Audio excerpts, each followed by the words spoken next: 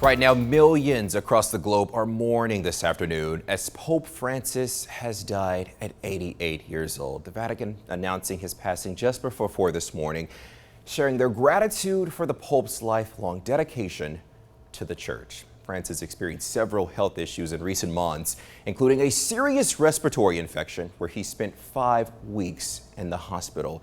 His last public appearance, a brief Easter blessing at St. Peter's Basilica. His final message, delivered by an archbishop, was an appeal for peace in Ukraine and the Middle East, with a call to address the humanitarian crisis in Gaza and for all remaining Israeli hostages to be released.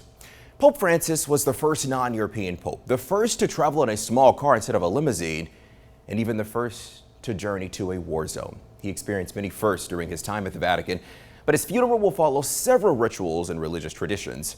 Here's a closer look at what comes next. When a pope dies, the Roman Catholic Church begins a series of rituals to mark the end of one papacy and the start of the next. The first happened early this morning when Cardinal Kevin Farrell officially confirmed the death.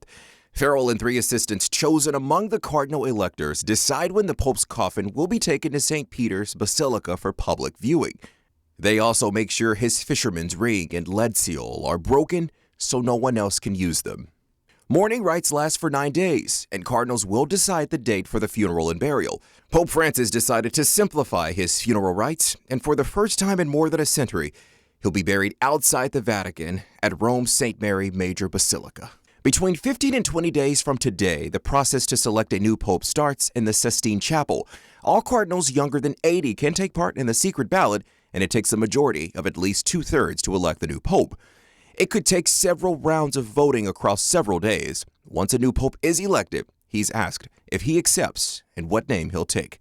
Then he'll don the papal vestments and sit on a throne in the Sistine Chapel to receive the cardinals who pay homage and pledge obedience. We'll know the process is complete when ballots are burned and white smoke billows out of the chapel's chimney. And if we see black smoke pouring from the chimney instead, that means the vote was unsuccessful and another vote will take place.